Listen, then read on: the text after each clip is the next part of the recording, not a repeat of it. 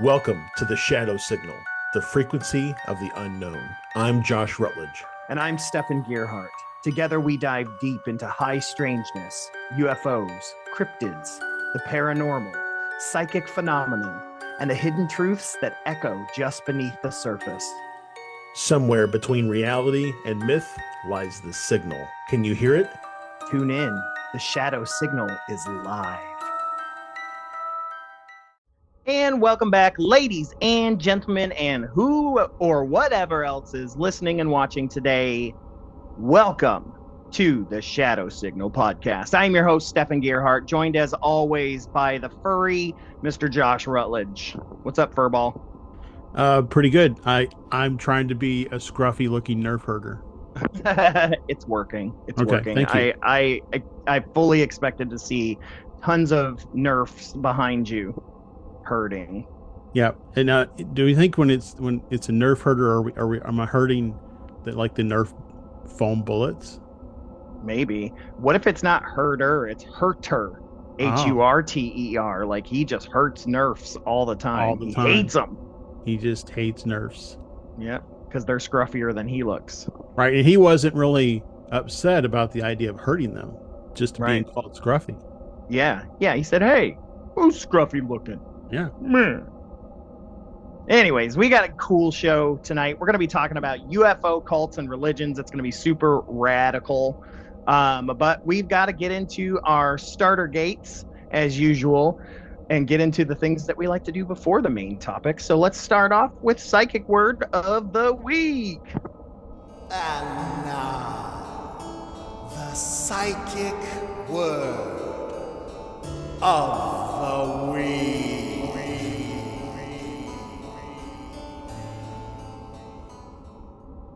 Psychic Word of the Week is brought to you by the Encyclopedic Psychic Dictionary by June G. Bletzer, PhD. Rest in peace, honey pear. I love ya, but I never got to know ya. You are the doctor of my heart. Excuse me, did you just say honey pear? I did say honey pear on accident. Okay. I was hoping you didn't notice. Thanks. You're welcome. Everyone who's listening, make sure to comment honey pear. All right, so I flipped through the pages and landed on page 301, the letter I, which we don't get to very often because I don't have any stars very much in here. Anyways, I thought this was pretty apt when I got to it. It's called the icebox effect. Excuse me. The icebox effect, which says destructive brainwashing cults. Interesting. So I thought that was very interesting that we were talking about cults and religions today. It says repression of normal developmental conflicts and resolutions that young adults have about their parents and themselves that are typical for their age group while in the cult organizations. These conflicts need to be resolved, and they are not. When one goes into a cult, it is like taking a block of ice and putting it in the icebox. The conflicts are frozen. The mind is now indoctrinated 24 hours a day to center on the needs of the cult. When the victim is deprogrammed or comes out on his own or her own, it is like taking the block of ice out to thaw. The unresolved conflicts begin to thaw out or come to the surface, and these conflicts must now be dealt with along with their new feelings regarding their cult experience. I mean, it's not unlike, people all day, every day, throughout their development, suppress trauma that they go through and replace it with, different forms of escapism, whether it be work or school or friends or whatever. So, it's not, in this case, though, it's kind of being forced, like it's not a chosen escape from that trauma. It is that, it's been forced upon them. And then, like you say, when they come back out of the cult, hopefully they come out of the cult, they now have to process through all of the deprogramming of the cult and also all that trauma that they never really processed through before.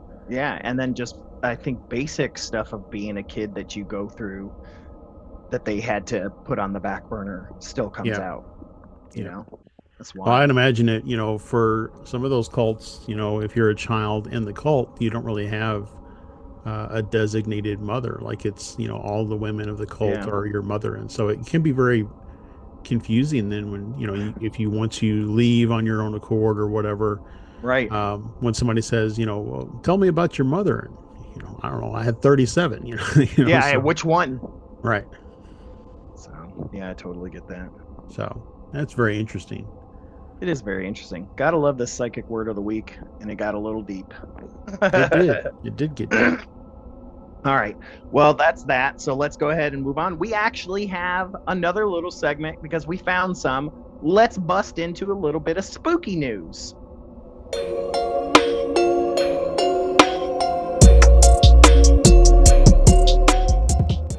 All right, Josh, you came across an article today, I believe, or yesterday, and tell us what's going on in the spooky realm. So yeah, this is from July 13th, so about a month ago. It took place in Kentucky. Woo, my neck of the hood. Yep. It says that a reader of this website, which is thunderbirdphoto.com, that might give you an idea of the type of content that it contains. It's going to be a Sasquatch. Shares, this kind of stunning big bird sighting that happened in December 20th, 2023 on his property about 12 miles north of Lexington. Okay. So it says that we had a huge population of Canadian geese that would use our property as a layover since it had a big open field and a lake. They loved it. Yeah. At one point, we had probably close to 100 geese all hanging out in the field next to the house. I went outside on my back deck to see what was going on when all of them simultaneously started squawking, and they all took off in an absolute panic in unison. I'm like, what the hell scared them off? It wasn't me. That's when I saw what I thought was a man in a black outfit walking out into the field. My first thought was it was one of my neighbors, but then I realized it was a bird, a huge effing bird. I cannot tell you how crazy big it was, as I'm sort of panicking and feeling wildly excited at the same time and considering whether I should try to run inside and grab my phone or just stay and watch it. It took a short run, spread its massive wings, and with two huge flaps was airborne. Its tip feathers brushed the grass, and it sounded like the whomp of a slow-speed helicopter blade. One of my neighbors was actually a helicopter pilot, and he landed his R-22 in my field one time to give rides to our neighbors. When the blade was slowing down once, he cut the engine. That's exactly what it sounded like. I would later go out there and measure roughly the distance on the flat ground that I remember its wingtips touching, and it was about 16 to 17 feet. That's a huge wingspan. Yeah. I never saw its face since its back was to me. It was jet black and looked essentially like a freakishly huge vulture. I've seen an Andean condor up close and personal at a wildlife rehab facility in Peru. That was a huge bird for sure, but this was much bigger. It did not feel raptor to me at all. It felt vulture condor-ish. The wings were extremely thick, deep, and squarish like a condor. The tip feathers were probably as long as my arm, and I'm around 6'4". My wife believed me. I just saw a large vulture, since we did have a population of 5 to 6 of them that hung out in the trees on our property. I saw them all the time, and they were typically sized vultures, nothing special. This thing was 3 to 4 times the size of them. I didn't feel it was paranormal either. It looked and moved like a flesh and blood bird, just beyond belief in size. My neighbors all thought I saw one of the resident black vultures and just misinterpreted the size. Nah, I'm good with sizes and distances. I was a plane spotter as a teenager in the Air Force Auxiliary. I'm also a huge aviation nerd, and I know the wingspan of aircraft. This was like a Piper Cub taking off from my field. It gained altitude and flew over the tops of the trees at the edge of my property, clearing them by a few feet before I lost sight of it. Kurt elaborated in conversation with American Strangeness that the cryptid bird, as he views it, was built like a hunched over vulture or condor, where the shoulders of the wings sit up higher than the head. The wing structure more closely resembled that of a black vulture compared to a turkey vulture, very broad and squared off shape with distinctive tip feathers. Overall, Kurt estimated the bird stood about 5 feet tall or more and possessed a wingspan of about 16 to 17 feet. Per Cornell Lab, a typical black vulture averages 2 feet in height and a 5-foot wingspan. He did not obtain a view of the front of the bird, only its back. So, I'm going to take this as an opportunity to also remind everyone who's not probably heard me say it 1,000 times before, but the Mothman sighting in West Virginia, the descriptions are that of a bird, bird-like individual instead of a moth-like individual. And when we did our Omens and Harbingers episode last year, there were quite a few large bird sightings in that as well. Yeah. So, I'm of the opinion that maybe just large birds like this are, commonplace enough that they probably attribute to most of the large bird, sightings, birdmen sightings that get reported. Yeah. But not so common that they are constantly viewed or appear to multiple people. Yeah. So JD whispered in my ear, wanted me to tell you he had a Thunderbird in the 80s. Yeah. And he used it to pick up chicks. Yeah. That's something JD would totally do. Mm-hmm. I heard he had to take the front seat out, though, and sit in the back seat for his wings in order for them to spread out. Yeah. Yep. He had T-tops. It was T-tops. Yeah. So that he could stick his wings out. Yeah. So, but yeah, that's actually what the Batmobile was designed after. It was JD's car. JD. Yeah. JD. Nice. Yeah. So very interesting. Very cool. I love that it happened in Kentucky because we don't usually get large bird sightings in Kentucky like that, like Thunderbird type sightings and stuff like that in Quetzalcoatl, because that's usually a Southwest type thing. So pretty cool. Yep. Pretty cool. I know they've been getting a lot of them up in Chicago and stuff, but yeah. So I wonder how long before our good friend Mr. Lon Stricker and they start talking about Mothman of Lexington. Right, the Mothman of Lexington. Yeah, exactly. So, but cool, man. Thank you for sharing that. Very, very interesting. Yep. If anybody else has any sightings like that, let us know. And other than that, bro, let's move on to our main topic. The main story. Yes.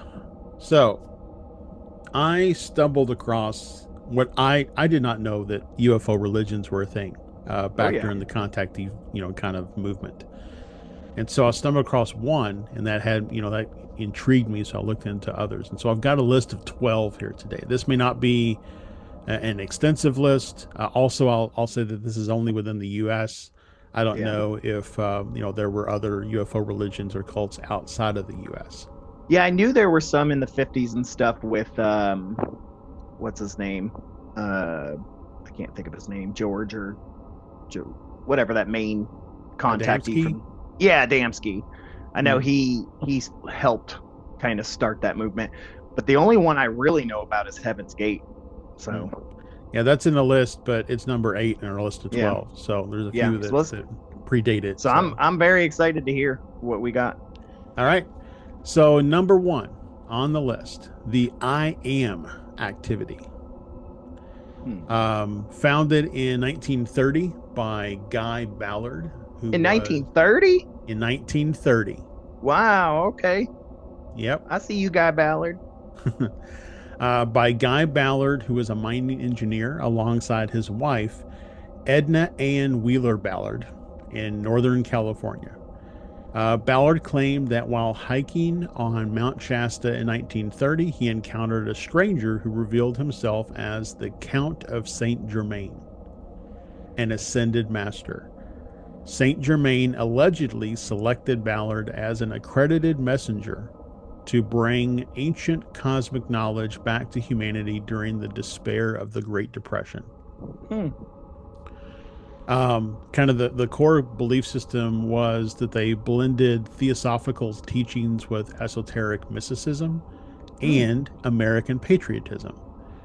Coupled all of that with cosmic ascension. They just were dabbling in every pond. They had a toe in Yeah. every pond. Um, so they taught that the ascended masters guide human evolution from etheric realms and other planetary systems. They introduced the concept of the violet flame, a spiritual visualization technique designed to consume negative karma and elevate individual consciousness. They set the structural blueprint for future UFO contactee movements through its emphasis on cosmic portals, Mount Shasta in this case, and interdimensional visitors. So it emerged during the severe economic hardship of the Great Depression, and it offered followers personal empowerment, spiritual nobility, and divine protection. It grew exponentially, claiming nearly 1 million followers by 1938, with major centers in Chicago and LA. Guy Ballard maintained strict spiritual authority, positioning himself and his family as the sole conduits for divine wisdom. Of course. Yeah. Ballard's unexpected death, though, in 1939, triggered a leadership crisis, as followers believed that ascended masters would not undergo a physical death. Federal prosecutors indicted Edna Ballard and her son on 18 counts of mail fraud for soliciting funds based on supernatural claims. This led to a historic Supreme Court decision, United States v. Ballard in 1944, establishing that courts cannot evaluate the truth or falsity of religious doctrines, only the sincerity of the believer. Wow. So interesting. I'm just curious, like, why do you, we'll get to this in others that we read through, but I'm wondering why you might think that, or why do you think that people look to these types of alternative spirituality or religions during times of like national crisis? Because what they've got isn't working for them. And they're so desperate, especially back then. There wasn't therapy, mental health therapy and stuff going on that much. That was for the rich. The rich were the only ones that could afford Sigmund Freud. Yeah. And do you think that there's like a legal or ethical boundary between, genuine esoteric faith and financial exploitation? I don't know. That's tough. I mean, one could say kind of the mega churches of the 70s and 80s, the Sunday morning churches, you would tune in these mega churches, and all these guys driving around in their Mercedes Benzes and flying on their private jets. There's probably no difference between financial exploitation there. Just because it's esoteric doesn't mean that it's in any way, shape, or form above people being greedy. Sure. Yeah.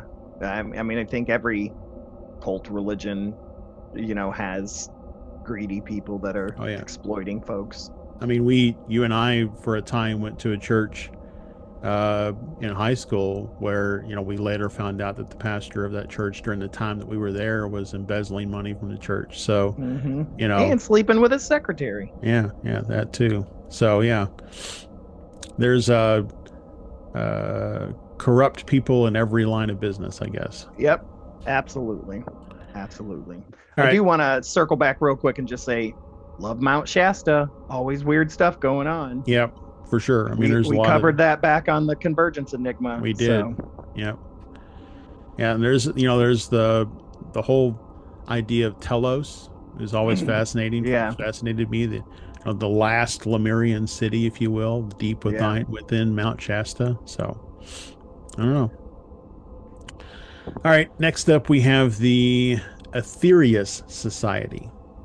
And it's spelled Aetherius, so it's like the old spelling of ether. Right. So it was founded in London in 1955 by George King, who was a former taxi driver and dedicated yoga practitioner. King claimed that in 1954, while in a deep meditative trance, a voice announced, "Prepare yourself. You are to become the voice of the interplanetary parliament." Relocated primarily to U.S. operations in L.A., and establish an international headquarters that bridges British occultism and California contactee culture. It teaches that advanced ET cosmic masters, including Master Jesus, Master Buddha, and Master Aetherius, monitor Earth from Venus, Mars, and Jupiter. It integrates Raha Yoga, Hindu metaphysics, Christian ethics, and UFO contactee literature. Practices Operation Starlight and Operation Energy Grid, using radionic devices and collective prayer to charge spiritual energy batteries to heal the planet and mitigate natural disasters. It was formed during the height of the Cold War nuclear terror, appealing to individuals seeking technology and spiritual solutions to global extinction. It positioned followers not as passive believers, but as active co-workers, assisting extraterrestrials in defending Earth. Regarded by religious scholars as probably the first and most enduring UFO cult, due to its highly organized hierarchy and formal liturgy. Yeah. Anyways, it remained largely nonviolent and socially cooperative, focusing heavily on altruism, vegetarianism, and planetary ecology. I mean, this is right up Santosh's alley, man. Yeah. UFO claims and yoga. Yep. It outlasted its founder, who died in 1997, through structured administrative leadership and established centers in LA and London. It continues active operations today, holding annual pilgrimages to holy mountains and charged with cosmic energy. What do you think about, reframing the UFO communication as a planetary service? So, like, UFOs come here as a planetary service. Like, I don't know, they're bellhops or something. I don't know. I automatically thought of, like, the Mormon boys.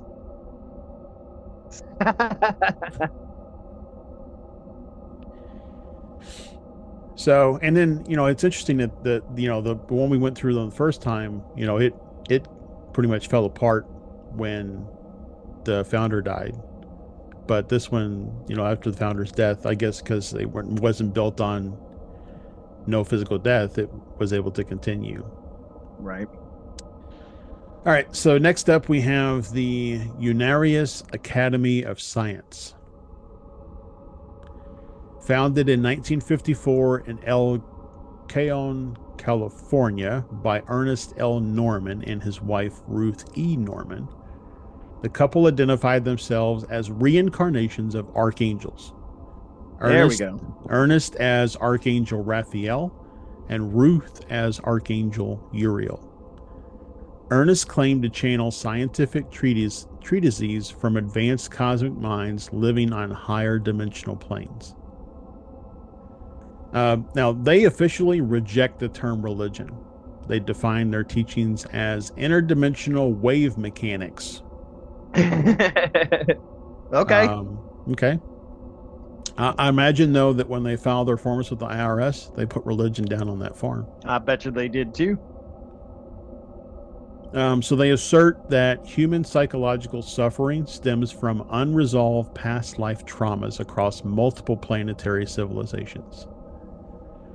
They predicted that 33 starships from the Interplanetary Confederation would land on a reserved property in Jamul, California, to bring advanced technology to humanity.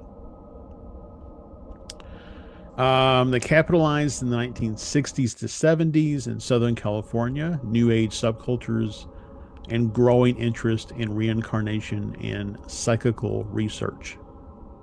Utilized theatrical psychodrama, elaborate sci-fi costuming, and low-budget television broadcast on public access channels. Somebody find us one of these things. Oh man, it's got to be on tape somewhere. What, reel to reel or something. Somebody listening, find us some of these public access channel broadcasts. I'm looking right now on YouTube. The Aetherius Academy of Science. These have got to be fantastic. Oh, I bet. All right. Aetherius Academy of Science. It popped up just as soon as I put UNA.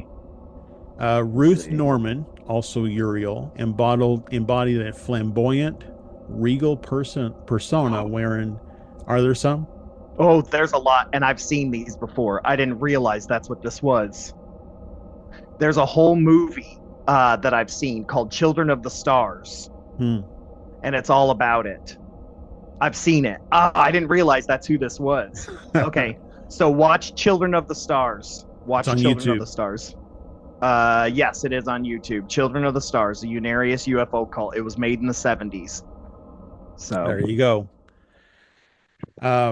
So she embodied a flamboyant, regal persona, wearing extravagant gowns decorated with cosmic symbols and carrying royal scepters. Mm-hmm. It's amazing, Josh. You have to watch it. Okay. When it follows them as they're making one of their movies, like it's a documentary. It's like a documentary thing. That's pretty cool. So it was made in 2012. Okay, but it's like from footage and everything from that. Yeah. When the predicted 2001 Starship landing failed to occur, leadership pivoted towards internal spiritual evolution rather than physical arrival. Following Ruth Norman's death in 1993, the group transitioned into an educational academy, preserving their archive of films, art, and books. It remains active in El Cajon, famous locally for its colorful parades, cars, and retro-futuristic video library. God, we got to go to California. It's like everything's in California. Yeah, I mean, like everything, like this one guy, started in London, went to California. I mean, yep. Maybe just because California is just where, like, the new agey people are. I don't know. I know. What's one thing though that I did look up is that Saint Germain Foundation of the I Am movement is actually up in Chicago. It's in Schaumburg, where I used to do improv. Oh, there you go. Next time I go to Chicago, yeah, I'm going to the Saint Germain Foundation. There you go. Just don't take Hazel. Anyways, they'll get her in. It'll get her involved. Yeah, yeah. She'll be like, "Daddy, can we go see the Space Brothers?" All right, next one on the list, the Cosmic Circle of Fellowship, the CCF. The founded in Chicago, so there's another Chicago one, in 1954 by William R. Ferguson, who was a former U.S. postal worker turned metaphysical lecturer. Ferguson claimed that in 1937 he developed a technique for absolute relaxation that allowed his soul to leave his physical body. He asserted that during these out-of-body travels, he was physically teleported aboard extraterrestrial spacecraft visiting Mars and Venus. Ferguson claimed ongoing telepathic communication with cosmic beings, primarily using automatic writing to scribe messages. Taught that human beings possess pure etheric bodies, capable of tuning into radio-like vibrations transmitted by interplanetary craft. Emphasized universal peace, spiritual healing, and preparing humanity for integration into a galactic brotherhood. Man, this sounds a lot like the current messaging of a lot of things today. Mm-hmm. Yep, sure does. Appealed to mid-century Midwesterners intrigued by the early flying saucer phenomena and metaphysical self-improvement. Combined traditional Christian terminology with popular science fiction themes of peaceful, highly evolved space neighbors. relied on Ferguson's folksy charisma and claims of personal physical contact to build a loyal local following. Ferguson's credibility, though, suffered a severe blow when he was arrested and convicted of fraud for selling a fake medical cure-all device called the Resonator. He served 1 year in prison in the mid-1950s, which led to internal fracturing and public ridicule. The group managed to persist quietly late into the 20th century before fading into obscurity following Ferguson's death. What's interesting is I'm just looking up, you may have mentioned this or not, but I didn't pay attention, but that Ferguson was also an ex-taxi driver. So that's two taxi drivers that became UFO religion leaders. This one said the research I have says postal worker, but maybe he did both. Yeah, it does. Yeah, it says here former postman and ex-taxi driver. Okay. So weird. I just thought that was weird. Yeah. I mean, I guess probably. Yeah, so it must have shut down. Yeah, because I don't see anything leading to a website. So it must his arrest really must. But I said in 2002 there were still 41 members. So I wonder if they're taxi drivers.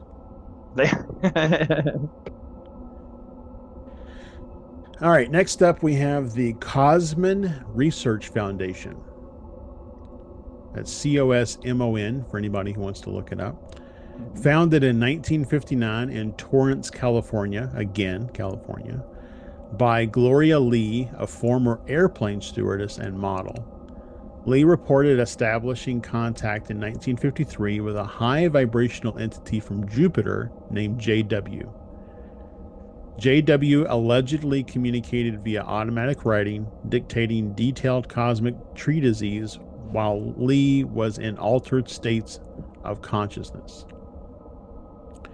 Published books containing channel teachings, including Why We Are Here by JW, taught that Earth was in danger of self-destruction due to atomic testing and spiritual ignorance, and advocated for total nuclear disarmament, planetary unity, and establishing open diplomatic relations with Jupiterians and Venusians. Reflected the profound anxiety of the early Cold War nuclear escalation and the space race. Gloria Lee provided a distinct female voice in the male-dominated 1950s contactee movement, attracting significant media attention. Followers were drawn to her polished presentation and the urgency of her anti-nuclear message. In late 1962, Lee traveled to Washington, D.C., attempting to present her channeled space directives directly to government officials, claiming JW commanded her to go on a spiritual fast until the government accepted the extraterrestrial mandate. She engaged in a 66-day hunger strike. That's a long... Wow, that's a long time. Lee tragically died of starvation in a Washington hotel in November 1962 at the age of 36, causing the foundation to dissolve shortly thereafter. What an awful way to go. So, I mean, yeah. Ugh. I was gonna say, like, how can you go from like an underground spiritual channeling into life-threatening mental health emergency? I mean, like, that's, I don't know. Is that drinking your own Kool-Aid to you know foreshadow a later cult? Yeah. Well, dude, when I was looking her up, I came across this website that I think everybody should probably check out. This is pretty cool. It's called iapsop.com, and it's the International Association for the Preservation of Spiritualist and Occult Periodicals. And so it's got the old Cosmon magazine here that they sent out. Like, it's got a bunch of issues on PDF that you can look at. And so I'm willing to bet this got old UFO periodicals and stuff like that from the 50s and 60s and stuff. This is pretty cool. So yeah, I'll throw the link down in the description of everybody who's listening or watching, and I'll also flash it up on the screen here in a little bit in case you're watching on YouTube. You can check it out. Yep, I'm sending it to you right now, Josh. Cool. All right. Next up, we have the Ministry of Universal Wisdom. Founded in 1962 by George Van Tassel, an aviation technician and inspector who worked for Howard Hughes and Douglas Aircraft. Ooh. Yeah. In 1947, Van Tassel moved his family to Giant Rock in California's Mojave Desert, living beneath a massive boulder. In 1953, he claimed a spacecraft landed nearby, and space human named Soganda invited him aboard, giving him instructions to build a revolutionary structure. Founded to perpetuate teachings received from extraterrestrial visitors regarding physics, longevity, and anti-gravity, centered on constructing the integration, a 38-foot tall, non-metallic domed structure. I'm going to call it the Integratron. Oh, that's what it is. Integratron. Sorry. Yeah. Non-metallic domed structure built over a geomagnetic anomaly. Van Tassel believed the Integratron functioned as a high voltage electrostatic generator capable of cell rejuvenation, time travel, and anti-gravity propulsion. That's awesome. I mean, that's not too far off from Tesla's, how he imagined the Great Pyramid must have functioned in his building, his wanting to build his towers around the world to harness, power from the planet. Right. Van Tassel organized the annual Giant Rock spacecraft conventions starting in 1954, which drew up to 10,000 attendees annually at its peak. Giant Rock became the ultimate mecca for 1950s to 1970s UFO culture, bringing together contactees, scientists, fringe inventors, and curious tourists. It leveraged Van Tassel's legitimate aerospace credentials to lend technical credibility to extraordinary claims. Van Tassel died suddenly of a heart attack in 1978, just months before the Integratron was scheduled to become fully operational. That sucks. Following his death, the building was sold, emptied of its experimental machinery, and saved from demolition by private buyers. Today, the Integratron stands as a famous Mojave Desert historical landmark and sound bath venue, completely detached from its original UFO ministry. Now another reason to go to California. You have to go to the Integratron. I know. If you go to LA, you drive through the Mojave Desert. Yeah. So from I'm sure Phoenix. Mojave Desert is vast. I don't know exactly where, but I'm sure you could find it. Yeah. So, all right. Ready for the next one? Yes, sir. All right. We've got the Mark Age Meta Center. This is not a safe haven for mutants, in case you're wondering. Founded in Miami, Florida, so not California, in 1962 by Charles Boyd Ginsel and Pauline Sharp, who had channeled under the name Nada Yolanda. Sharp claimed to receive telepathic dictations from the hierarchical board, a council of ascended masters and extraterrestrial commanders. Established a structured center dedicated to publishing channeled cosmic communications and preparing for planetary evolution. Taught that Earth was undergoing a 40-year cleansing cycle from 1960 to 2000 prior to the entry into the Age of Aquarius, the Golden Age. Claimed space fleets under the command of cosmic beings such as Sananda, identified as the cosmic identity of Jesus, were orbiting Earth. promoted light body activation, mental telepathy, and spiritual purification techniques to survive upcoming geophysical transformations. What was the name of the guy again? This is the person who, there was two people who founded it. It was Charles Boyd Gensel and Pauline Sharp, last name with an E, so SHRPE. Gotcha. The name of the place was the Mark Age Center, and the Mark Age is hyphenated. Yeah, got that. Where did I leave off at? Okay. So they tapped into a growing East Coast metaphysical publishing market during the 60s and 70s, operated with a disciplined bureaucratic structure, maintaining meticulous archives and channel transmissions, and offered followers a sense of order and cosmic purpose amidst the rapid cultural and political changes of the era. Maintained a quiet, non-confrontational operational style, avoiding the radical escalation seen in apocalyptic cults. Relocated headquarters from Miami to Fort Lauderdale and later to Missouri, continuing publications throughout the late 20th century. I wonder if they're on that site that you're perusing. Probably. Remained a small niche organization that steadily declined after the death of Nadia Yolanda in 2005.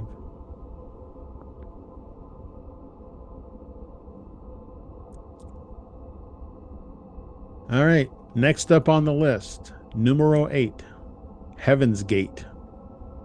Oh boy, this is our territory because we were both seniors in high school during all this. Yep.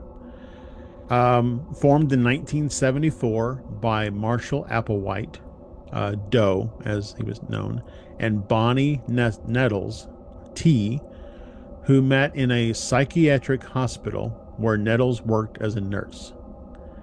Believed they were the two witnesses mentioned in the book of Revelation, sent from a higher dimension to guide humanity.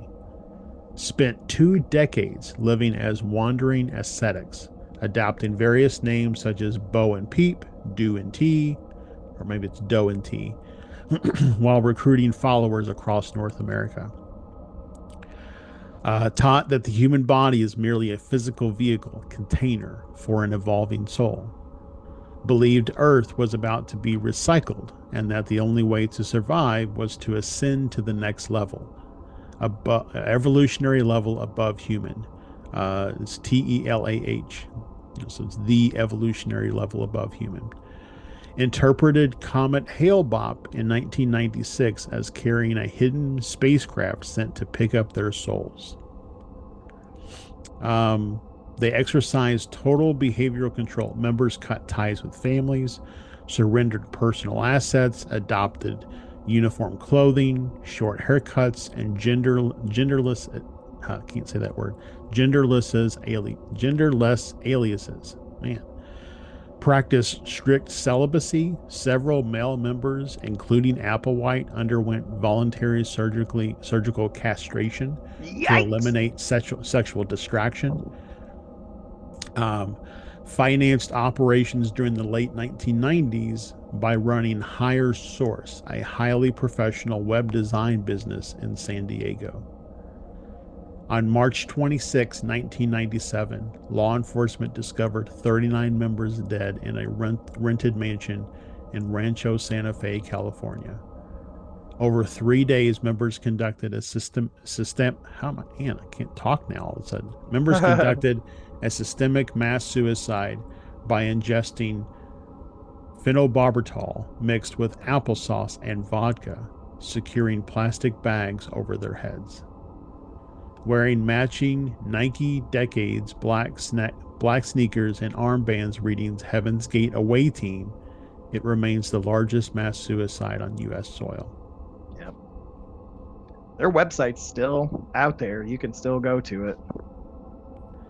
You know, it's unfortunate that, like so many of these that we've gone through so far, they have at the core of their messaging, you know, it's, I think, something to live by. The idea that, like, we need to take care of our planet, that we need to take care of ourselves, that we need to be respectful, that we need to be of service to, to others, and something like at the core of their teachings, it's valid. It's only when they expand beyond that, and it'd be interesting to understand, the psychological aspects of why they feel they need to grow beyond their core teachings to make it bigger and brighter and better. And it may have been simply because there were competing organizations and they felt like they had to draw members to them. It may be the same mentality that causes, and I don't mean to offend anybody, but causes Christian churches across the U.S. to constantly try to figure out the better way to up their game to draw in new members and so on and so forth. So yeah, I don't know. I don't know. All right, number 9, the Nuwaubian Nation. The longer name is the United Nuwaubian Nation of Moors. Founded in the late 1960s in Brooklyn, New York by Dwight York, also known as Malachi Z. York. York continually rebranded the organization across decades, transitioning from the Black Muslims of Anasaru, Allah community, and eventually the Nuwaubian Nation. Relocated operations in 1993 to a 476-acre property in Putnam County, Georgia, building an Egyptian-themed compound called Tama Re. Blended black nationalism, ancient Egyptian religion, pseudo-Islamic teachings, sovereign citizen ideology, and UFO theology. Taught that Nuwaubians were descended from extraterrestrial beings from the star system Rizq, I'm probably pronouncing it wrong, RIZQ, who built ancient monuments on Earth. Preached that spacecraft, the mothership, would return to rescue 144,000 chosen individuals before global cataclysm.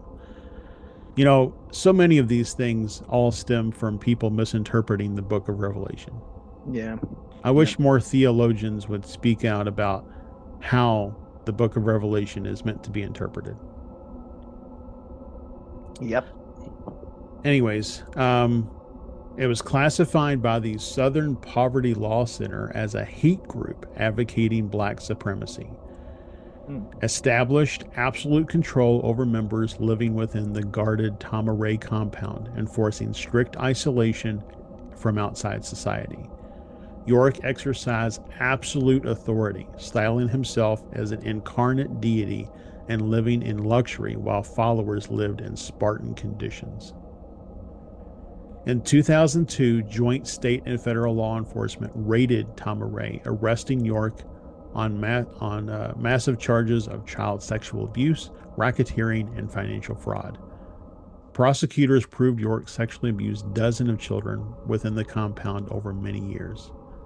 York was convicted in 2004 and sentenced to 135 years in federal prison. The Tama Re compound was seized and demolished by federal authorities. Yeah, I went to their website, and it is all just them trying to defend him. The opening line says that he was kidnapped May 8th, 2002 by the U.S. government. So. Well, that's the hard side of being in a cult. Yep. Of, not realizing when something is, when you're being shown the truth. Yeah. Interesting. The picture, though, of that Tama Re is really interesting. It is. It's got pyramids and all kinds of stuff. It's interesting. All right. Next up is the Order of the Solar Temple, OTS. OST. OST. Is it OST? Yeah, if it's the solar temple. I know, but what if it's order? What if the OTS is Order of the Temple of Solaris or something like that?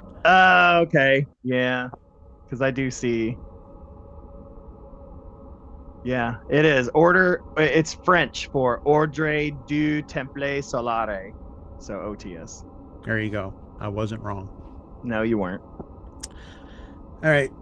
Founded in 1984 in Geneva, Switzerland by Luc Gearhart, a Belgian homeopathic doctor, and Joseph de Montbreau, a French occultist.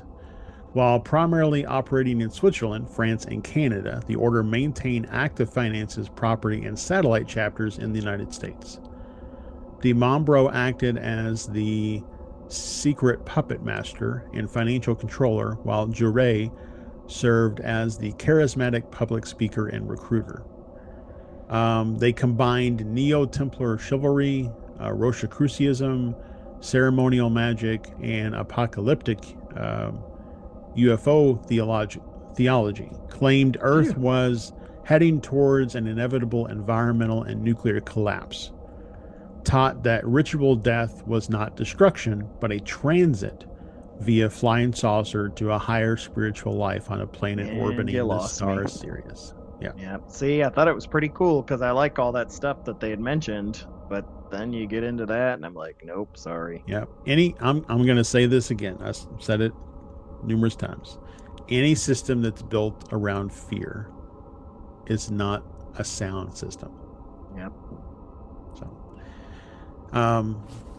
targeted wealthy, educated, and influential individuals, including business executives and government officials. De Montbreau used elaborate stage magic, hidden holograms, and sound effects during secretive rituals to convince members of divine presence. As financial fraud investigations closed during the 1990s, leadership escalated apocalyptic paranoia among the inner circle. Between 1994 and 1997, 74 members died across a series of coordinated murder-suicides in Switzerland, Canada, and France. Victims included infants executed as antichrists, as well as members murdered with poison or gunshots before structures were set ablaze with timed incendiary devices. Remains one of the most violent international cult tragedies in modern history, severely impacting global public perception of esoteric groups. Wow. That took a turn. Yeah. All right. Next up on the list, we have the Extraterrestrial Earth Mission, the EEM, or EAM, I guess you could. Founded in 1986 in Bellevue, Washington, by a couple operating under the spiritual names of Savizar and Celera. Claim the movement originated when an extraterrestrial soul named Avanish performed a walk-in into a human body in the mid-1980s. Savizar and Celera presented themselves as co-creators, facilitating a global transformation for soul entities embodied on Earth. They popularized the walk-in concept, the belief that an extraterrestrial soul can voluntarily exchange places with a human soul during times of trauma.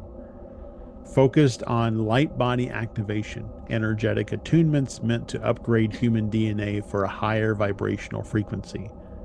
Taught that Earth was undergoing a dimensional shift and that followers were cosmic ambassadors sent to assist in planetary ascension.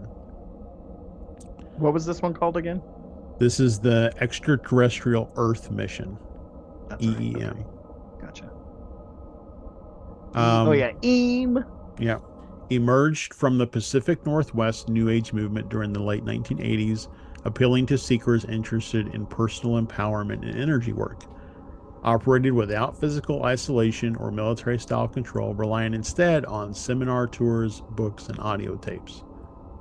Framed spiritual growth as an active corporate-style mission rather than traditional religious worship.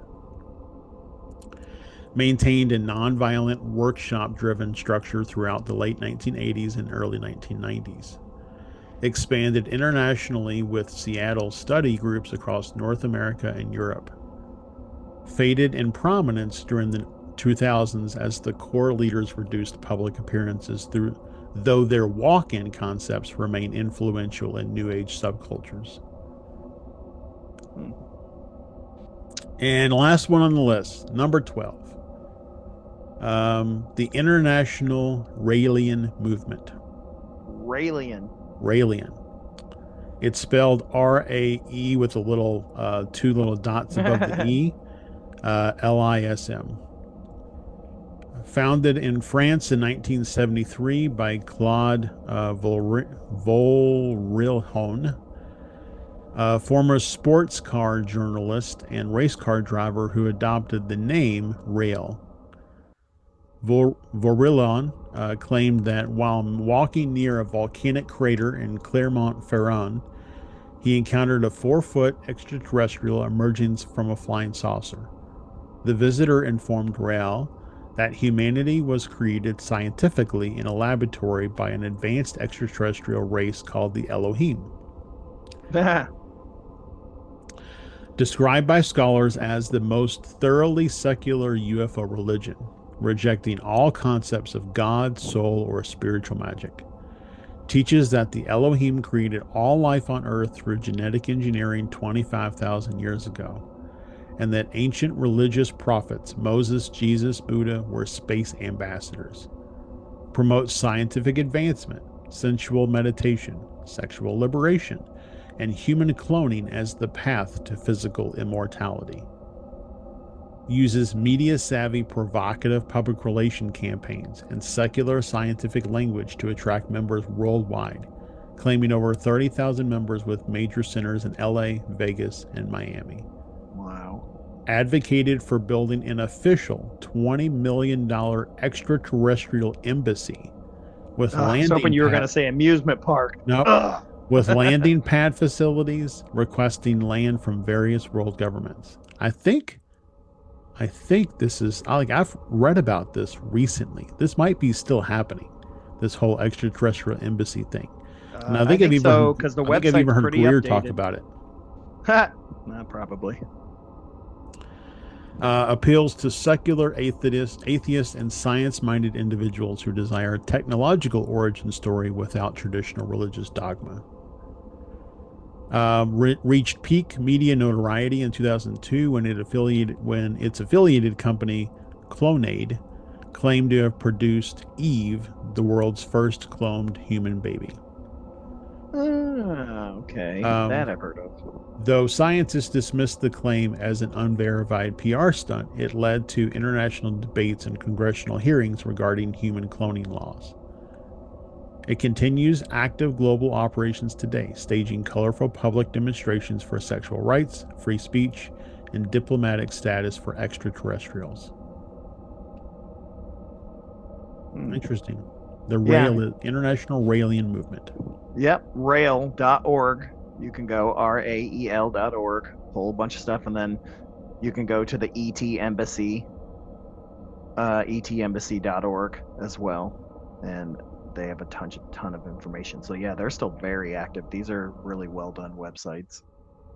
Interesting. I mean, of all the ones that we reviewed here today, this one seems to be the most I guess pure in its intentions.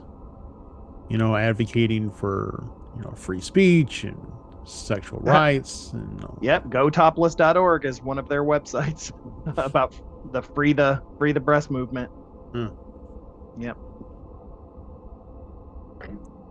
So that is my list of 12 to cover today. Like I said in the beginning, this is not an exhaustive list, but it's a good representation of where things started all the way back in 1930.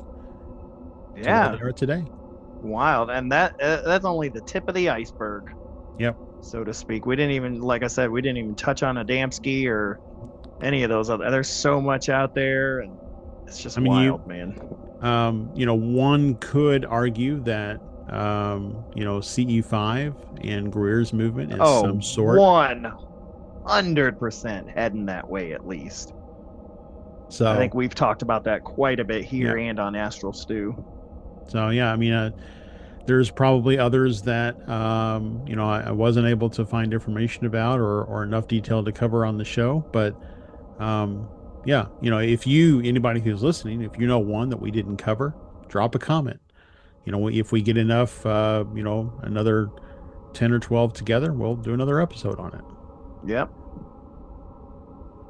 Or if you'd like us to do a deep dive into one of these, try to interview some members or anybody, we'd, be willing to put that together too. So just let us know what you'd like to see or hear. Yeah, very cool, man. Yeah, thank you, Josh, for putting all that together. There's quite a bit that's out there. Some of it's dangerous. Some of it is, looks like it could be a little helpful. I mean, if that's what you're looking for. But boy, a lot of them are dangerous. That's what sucks. That's the hard part. With regular religions. How do you recognize the danger? Sometimes you're so close to things. On the outside looking in, we look at it like, oh my goodness, I can't believe that. But when you're in it, you don't realize it. I will admit that I did things that were cult-ish when I was, in youth group and when I was going to Baptist church, and that's considered, regular run-of-the-mill, every day. Yay. So, very, very interesting. Yep. Well, there is help out there if you're feeling iceboxed. Yep. There are people that help, as well as getting therapy or anything like that you may need. Seek it out if you need it. Other than that, Josh, you got anything else before we rock and roll? Nope, that's it. All right, guys. Well, thank you guys so much for tuning in to another episode of the Shadow Signal podcast. I've been your host, Stefan Gearhart, reminding you to stay in the shadows and listen for the signal. And I have been Josh. The truth is now. All right, folks. Have a good one. We'll see you next month.